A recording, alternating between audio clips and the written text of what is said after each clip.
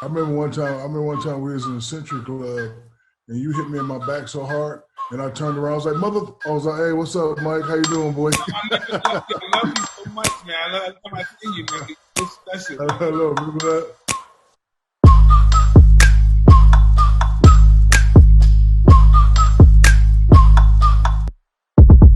This is Safe Distance. This is Mike Tyson, and I guess it is the great Shaquille O'Neal. What's going on, Shaq? That's a great honor coming from you. I learned a lot from you. I remember the first time I went to one of your fights. You noticed me in the arena. And you invited me to your house, and I remember you had those baby kittens in your house. And that's when I developed my love for white kittens also. Thanks, man. That was just good times, man. And just meeting you, I met a lot of people in my life, just like I'm sure you have. I knew I met a decent person. I knew your family did a great job on raising you. Thank you, brother. I appreciate that. When I first met you. And how's your son doing? The one I always used to see in D.C. every time we He's played. a good guy. He's still in D.C., but I believe he's going to move out here eventually and hang out with me. All right, good. Tell him I said hello, brother. I will. He graduated from American University, and I believe he wants to be into the show business, acting or something, so he wants to come out here. Oh, that's awesome. I'm going to tell him that you asked him. Thank you for asking. Yeah. Tell me, man, how are you dealing with the virus? How you deal with being inside consistently? Man, I'm getting to spend a lot of time with my boys. My youngest boy turns 17 on Sunday. I got a 20-year-old and I got a 22-year-old. So even though they're my children, I don't really treat them like children, treat them like young men. So we're having great conversations about life, about money, about trials, about tribulations, about stress, about preparation, about business. And you know how it is when you're working all the time, especially in your career, you're doing this and doing that. Absolutely, you can't you miss a lot. You miss a lot as a parent. So I'm actually now doing a lot of catch up work with these guys, but their mothers did a wonderful job of raising them, and I'm happy and I'm blessed, and I'm just having the time of my life hanging out with my boys. Tell me this, Shaq. This is what I always, even since I've been a kid in Brooklyn, what does Sharif mean? Because everybody I ever met named Sharif was the cool, controlled guy that always squashed everything. He was the leader of the community. So what does that mean, Sharif? I'm not sure what it means. I'll have to look it up because I have a lot of kids, Mike. So I got to make it over to look. But when I was coming up, my mother had me out of wedlock, and the family kind of outcasted us. So my mother was walking downtown Newark, and she ran across a brother that had a book of names. And in the book of names, she picked my name. It says Shaquille. It means little one, and my middle name, Rashawn, means warrior. So my mom was like, no matter what happens, you're going to be my little warrior. So my name was an Arabic Muslim name. So I want to give all my kids Arabic Muslim names that mean something. So I have a Tahira, Amira, Miara, Sharif, Shakir, and I have a Miles. That's really awesome. That's really amazing, brother. So what have you been doing? Do you have a basketball court? Do you play a lot of horse there? You shoot ball? Yeah, I have another thing that inspired me also came from you. When I went to that lovely castle you had, I said to myself, when I get big time, I want to get something this size. So I'm blessed to have a full court gym in the house. So, we play with the kids all the time. I actually tried to play with the kids last week. It's gone, Mike. I thought I still had it. Man, I ran up and down the court a couple of times. The next day, bro, I couldn't move for 3 days straight. So I actually had to go in my closet and get some of my own product, that Icy Hot. I can dig it, but listen, man, that's just because you haven't did it. If you continue to do it consistently, you'd be back to new. Just like me, I haven't boxed or hit the bag for 15 years. I did it for 3 days so far, and I feel incredible. And you know what else I had done? I had what's that stuff I had done? I had stem cell research therapy. You know what that is? Okay. Yeah, I've actually heard of it, but I haven't done it. Yeah, I've done that, and this is pretty wild. I feel like a different person, but I can't comprehend why I feel this way.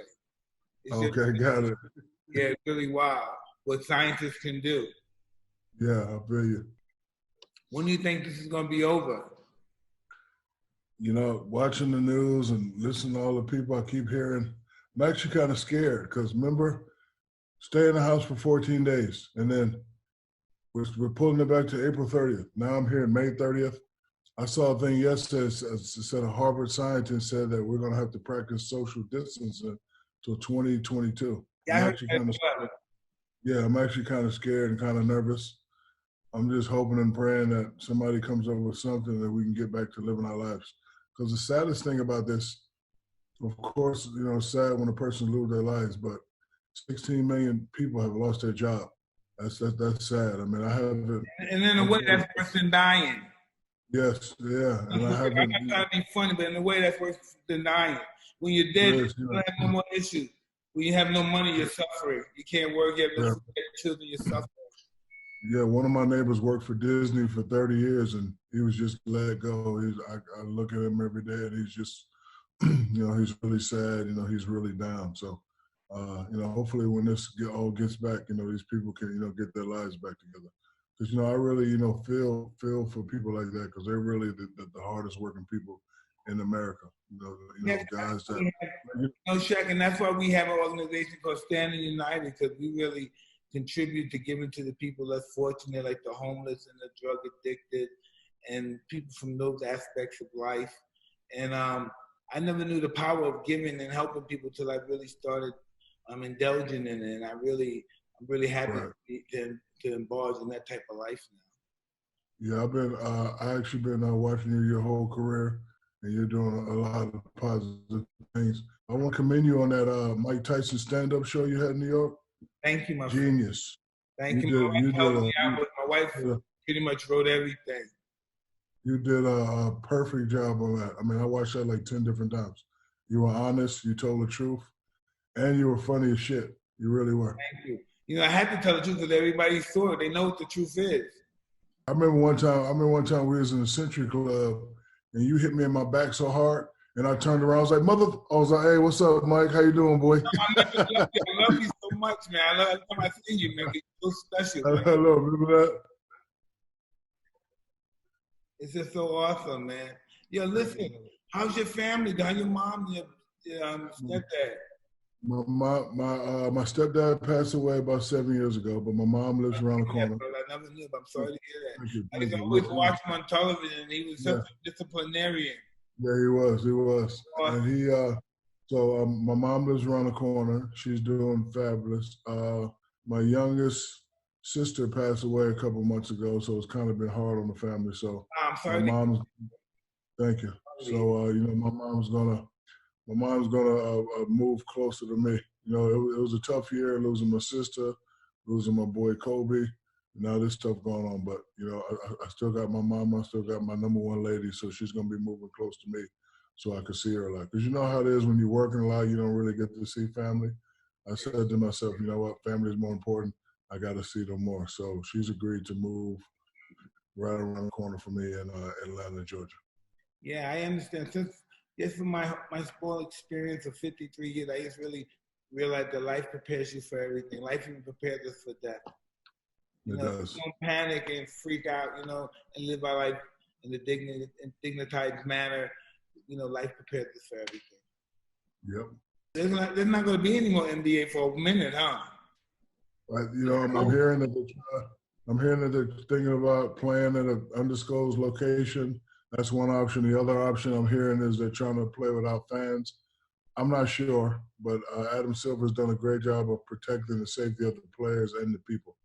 You know, my advice, if it ain't safe, I think we should just, you know, wait till, you know, it's 100% safe. Because I agree 100%. 100%. Because, Life you know, is precious. So tell me about, like what about Sharif going to LSU, man? How do you feel about that? I'm actually proud of him. You know, one of the conversations I've had with him, I said, my son, you had a lot of setbacks, but setbacks only make you stronger. Exactly. So you went to UCLA, you found out you had the heart problem, you had to sit out a year for that. You get back, you work your ass and get back. Your coach doesn't, you know who you are. He doesn't play you, so now you transfer, go to another school. So we've been working really, really hard to get back on track. I always teach them that pressure is where you don't know where your next meal is coming from. I've stressed to him many times, you don't have to be Shaq O'Neal. It's only one Shaq O'Neal. You have to be Sharif O'Neal. I explain it to my children all the time. You don't know what it's like to starve, son. You don't know what it's like when you come outside, you know you got to hurt somebody for some food. You don't know that feeling. I don't want you to ever know that feeling. I agree. So tell me, what have you been doing? What have you been watching? What is your guilty pleasures? My guilty pleasure is a show called Blacklist, Raymond Redding. This is season 6. I've been waiting for that for a couple of years, so I binge watch it. Who's that guy? What movie that guy used to play in before? The redhead guy, right? 30 Yeah, I love him. Then I've been watching Ozark.